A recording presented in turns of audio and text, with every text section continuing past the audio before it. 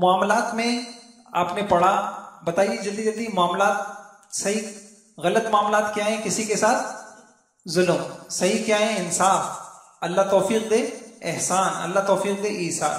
یہ کب ہوگا؟ جب حق کا پتہ ہوگا۔ حق، کل آپ نے والدین کا حق پڑھا تھا، آج مرحوم والدین کے حقوق، ان کے لیے دعائے مغفرت کرنا، نوافل صدقات مالیہ کا ثواب ان کو پہنچانا۔ نمبر 2، ان کے ملنے والوں کے ساتھ رعایت کرنا، اخلاق سے پیش آنا، ان کی خدمت کرنا، ان پہ خرچ کرنا۔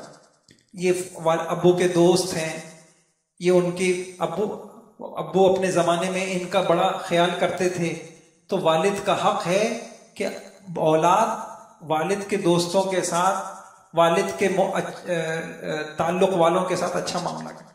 نمبر 3، اگر والدین کے ذمے کوئی قرضہ ہو اس کو ادا کرنا۔ نمبر 4، کبھی کبھی ان کی قبر کی زیارت کرنا، دعا کرنا، ان کے متعلقین کے ساتھ اچھا برتاؤ کرنا، اور ان کی مالی جانی خدمت کرنا، اور ان کا قرضہ ادا کرنا، اور کبھی کبھی ان کی قبر کی زیارت کرنا۔ یہ والدین کا حق ہے۔ اولاد کے حق، پہلا حق یہ ہے کہ نیک بخت اچھی عورت سے نکاح کرنا۔ پہلا حق کیا ہے؟ نیک بخت عورت سے، یعنی کہ پسند کی شادی۔ یہ پہلا حق ہی مار رہے ہیں، پھر اولاد تنگ کر رہی ہے تو رو رہے ہیں۔ تو آپ نے بھی تو اولاد کا پہلا حق مارا ہے۔ اس کی مثال ہم نے ایک ویژن کی ورکشاپ کی، تو وہ انہوں نے عجیب بات کہی۔ انہوں نے کہا پوتے کا ویژن بنانا ہے تو شادی سے پہلے آپ کو بنانا ہوگا۔ ابھی آپ مثلا کیا بچے کی شادی نہیں ہوئی، تو ویژن اس کو کہتے ہیں کہ یہ اپنے پوتے کی ابھی سے فکر کرے۔ کیسا پوتا اس کو چاہیے؟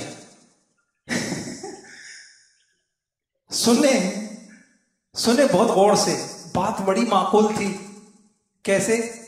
مثلا یہ کہتے ہیں کہ مجھے ایسا پوتا چاہیے جو حافظ ہو، عالم ہو، دیندار ہو، نیک ہو۔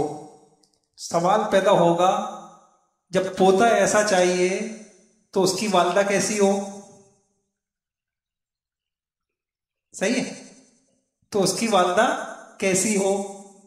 تو اب سسر صاحب اپنی بہو، اس جیسی بہو لانے کی فکر کریں نا جس جیسا پوتا ان کو چاہیے۔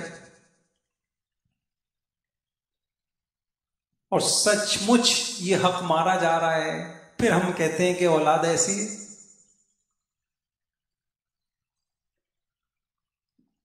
اب بیوی ایک بے نمازی عورت سے شادی اس لیے کر لی کہ ہماری پسند تھی، اس وقت تو کبھی یہ خیال نہیں آیا کہ میں اپنی اولادیں کس کے حوالے کر رہا ہوں، یہ محفوظ ہاتھوں میں ہوں گی میری اولادیں؟ کتنے لوگ آتے ہیں ہمارے پاس، ایک بیچارہ نوجوان آیا اور درد سے کہنے لگا ہم نے تو ساری زندگی یہ دیکھا تھا اپنے گھر کا ماحول کہ ہم تو کتابوں میں یہ پڑھتے تھے، مائیں لوریاں دیتے ہوئے، دعائیں پڑھتے ہوئے، تلاوت پڑھتے ہوئے دودھ پلاتی تھیں، اب میری بیوی آئی ہے، وہ بچہ روتا ہے، وہ کوئی میوزک لگا دیتی، وہ کوئی موبائل پہ گانا لگا دیتی ہے کہ یہ خاموش ہو جائے۔ ایسی اولادیں جن کے کان میں بچپن سے نفاق پڑ رہا ہوگا، ایسی مائیں، وہ ان سے کیسی اولادیں ملیں گی؟ میری بات سمجھ میں آ گئی؟ اس لیے بھائیوں، اور سچ میں بتاؤں، جو لوگ یہ حق مارتے ہیں وہ زندگی بھر پریشان رہتے ہیں۔ بھائی پسند کی شادی، پسند کی شادی، پسند کی شادی، تو پھر پسند کی شادی سے ایسی اولاد ملے گی آپ کو؟ تو ایک بات سمجھ میں آ گئی، کتنی بڑی بات بتائی۔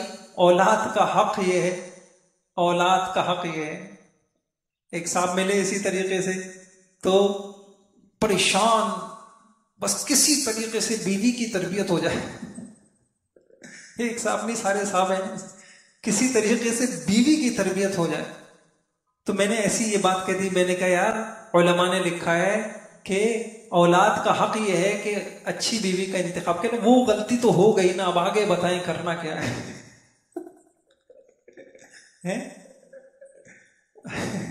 یہ تو ہو گیا نا، اب آپ آگے بتائیں اب کیا کریں. ہمت ہے تو کر لیں. اچھا تو بھائیوں اہم بات ہے خیال کرنا. نمبر 2، بچپن میں محبت کے ساتھ اولاد کی پرورش کرنا، کیونکہ اولاد کو پیار کرنے کی بھی فضیلت آئی ہے. بالخصوص لڑکیوں سے تنگ دل نہ ہونا، ان کی پرورش کرنے کی بڑی فضیلت آئی ہے. نمبر 3، ان کو علم دین اور ادب سکھانا. آپ خود غور کیجئے گا کتنے اولاد یہ حق مار رہے ہیں. سب کچھ اپنے نمبر 1 حق تو یہ مار رہے ہیں کہ اچھی بیوی کا انتخاب ہی نہیں کیا، دیندار، نمازی، بادشاہ اور جو ہے شریعت کا خیال رکھنے والی. نمبر 2 اولاد ہو گئی. کتنے لوگ ہیں کہ وہ علم دین سکھاتے ہیں. یہ جو آپ لوگ سیکھ رہے ہیں نا، یہ تو علم دین کی الف با ہے. کیا کہا میں نے؟ یہ علم دین کی الف با ہے. یہ جو علم دین سیکھتے ہیں بچے ماشاءاللہ، تو یہ تو ہمارے یہ بنیادی باتیں تو بچے پہلی کلاس میں چھوٹے چھوٹے بچے سیکھ لیتے ہیں. نمبر 3، جب اولاد نکاح کے قابل ہو جائے تو اس کا نکاح کرا دینا. صحیح ہے؟ اب آپ سب اپنے والدین کو جا کے حق بتا دیں. نوجوان اولاد نکاح کے قابل ہو جائے تو پھر تاخیر نہیں کرنا اور اس کا کیا کر دینا؟ اس کا نکاح کرا دینا. یہ کتنے حق ہو گئے؟ 4 حق ہو گئے. یا سمجھ میں آ گئے؟ والدین کے حق 4، اولاد کے حق 4. بہن بھائیوں کے حق، حدیث میں آتا ہے بڑا بھائی باپ کی طرح ہے. حضرت لکھتے ہیں اس سے پتہ چلا کہ چھوٹا بھائی اولاد کی طرح ہے. لہذا بڑے بھائی کے حقوق باپ والے، چھوٹے بھائی کے حقوق اولاد والے. اسی طریقے سے حدیث میں جب بھائی بہن کے حقوق آ گئے تو بہن کا بھی، تو بڑی بہن کا حق ماں کی طرح، چھوٹی بہن کے حق اولاد کی طرح. رشتہ داروں کے حقوق، محرم رشتہ دار اگر محتاج ہوں، کھانے کمانے کی قدرت نہ رکھتے ہوں تو بقدر کفایت ان کے نان نفقے کی خبر کرنا. کئی مرتبہ ہے اتنی عجیب، یہ بھی ہمارے معاشرے میں ایک اتنا عجیب چلن ہے. ایک بہن اچھی حالت میں ہے، دوسری بہن بالکل پست حالت کے اندر ہے. جو اچھی حالت میں ہے ان کی معیار زندگی کچھ اور ہے. اچھا خرچ بھی کر رہے ہیں، ساری دنیا کو خرچ کر رہے ہیں، اپنے محرم رشتہ داروں کا نہیں پتا. ایک بہن زکوٰۃ لے رہی ہے بیچاری اور دوسری جو ہے گاڑیوں کوٹھیوں کے اندر. بھائیوں سب سے پہلا حق اپنے رشتہ داروں کا ہوتا. ہم نے سمجھا ہی نہیں. میں پڑھ رہا تھا قرآن میں، اتقوا اللہ الذی تساءلون بہ والارحام، جیسے اللہ سے ڈرنے کا حکم ہے ایسے رشتہ داریوں سے ڈرنے کا حکم. ایسا نہ ہو کسی رشتہ دار کا حق مارا جائے. اتنا عجیب معاملہ، اتنی اونچ نیچ ہوتی ہے، اتنی اونچ نیچ. تو اپنے محرم رشتہ دار اگر جو ہے وہ مستحق ہوں، ان کا خیال کرنا، ان کے کام آنا.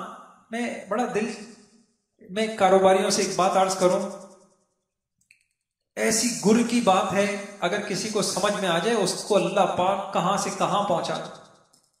اس وقت نا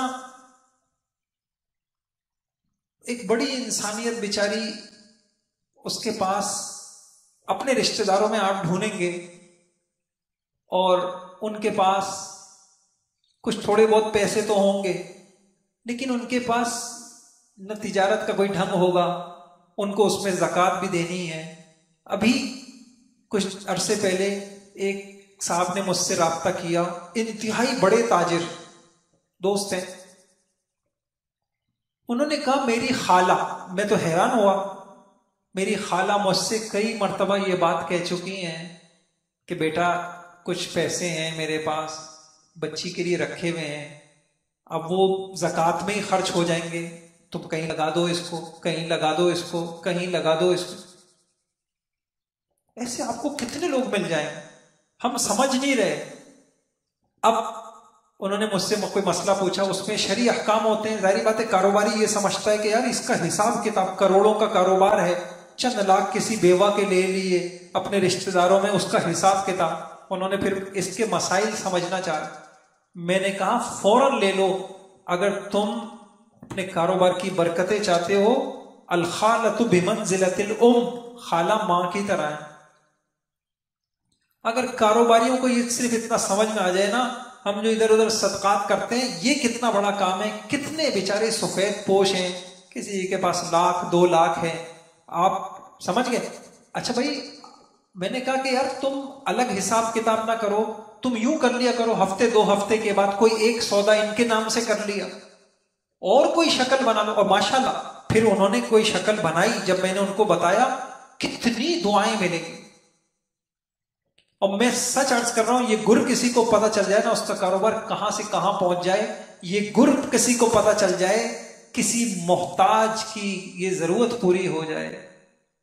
ورنہ لوگوں کا ذہن کہاں جاتا ہے؟ سود کی طرف جاتا ہے. پھر سود کی طرف جاتا ہے. بیوہ ہے، مطلقہ ہے، یہ کتنی خواتین ہیں بیچاری طلاق یافتہ ہیں، چھوٹے بچے ہیں، بھائی کے ساتھ نہیں رہ سکتی، فلاں کے ساتھ نہیں رہ سکتی، قسم پرسی کی حالت میں ہیں. تھوڑی سی جمع پونجی ہے، ہمیں اپنے رشتہ داروں میں نہیں نظر آتے ایسے لوگ.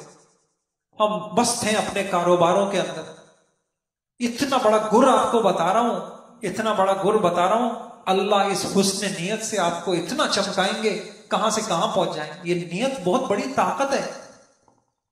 تو اللہ پاک اس کی توفیق دے. محرم رشتہ داروں کا خیال کرنا، کبھی کبھی ان سے ملتے رہنا، ان سے تعلق ختم نہ کرنا، ان کو تکلیف بھی پہنچے تو صبر کرنا. جلدی سے والدین کے، اولاد کے اور رشتہ داروں کے حق دہرانے، 2 ہو کے دہرانے، جلدی ہو جائے گا، 2 ہو کے دہرانے.